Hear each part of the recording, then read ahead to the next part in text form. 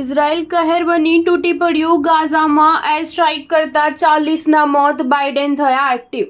ગાઝામાં ઇઝરાયેલી સેનાના તાજેતરના હુમલામાં ગાઝાના મધ્યમાં સ્થિત નુસીરત શરણાર્થી વિસ્તારમાં 40 લોકો માર્યા ગયા છે. આ સહિત ઇઝરાયેલના હુમલામાં ગાઝામાં અત્યાર સુધીમાં લગભગ 44,300 પેલેસ્ટિનિયન માર્યા ગયા છે, જ્યારે પશ્ચિમ કાંઠાના એરિયલ શહેર પાસે ઇઝરાયેલી લોકોને લઈ જતી બસ પર પેલેસ્ટિનિયન દ્વારા ગોળીબાર થતા 8 મુસાફરો ઘાયલ થયા હતા, જેમાં 3ની સ્થિતિ ગંભીર છે. આ દરમિયાન અમેરિકી રાષ્ટ્રપતિ જો બાઇડને કહ્યું છે કે ગાઝામાં હવે યુદ્ધ વિરામની જરૂર છે. તેમણે ઇઝરાયલ અને હમાસને સંઘર્ષ ટાળવા વિનંતી કરી છે. લેબેનોનમાં યુદ્ધ વિરામ બુધવારથી લાગુ થઈ ગયો છે, પરંતુ ઇઝરાયેલી સેના દ્વારા તેના ઉલ્લંઘનના અહેવાલો છે. સિરિયાના બીજા સૌથી મોટા શહેર અલેપ્પોમાં વિદ્રોહીઓ અને સરકારી દળો વચ્ચે લડાઈ ફાટી નીકળી છે. શહેરમાં 2 કાર બોમ્બ વિસ્ફોટ બાદ લડાઈ શરૂ થઈ હતી, જેમાં અલેપ્પો યુનિવર્સિટી કેમ્પસ પર કેટલાય રોકેટ પડ્યા છે, જેમાં 2 વિદ્યાર્થીઓ સહિત 4 લોકોના મોત થયા છે.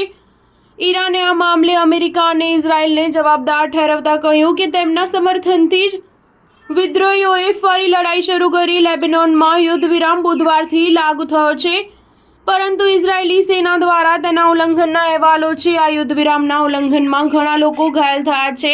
લેબનીઝ વડાપ્રધાન નજીબ મિકાતી અમેરિકા અને ફ્રાન્સ સહિતના વિશ્વના દેશોને ઇઝરાયલ પર દબાણ બનાવવા વિનંતી કરી છે, જેથી કરીને તે યુદ્ધ વિરામનું ઉલ્લંઘન ન કરે. સ્ટાર ન્યૂઝ 7 હંમેશા સચ્ચાઈની સાથે.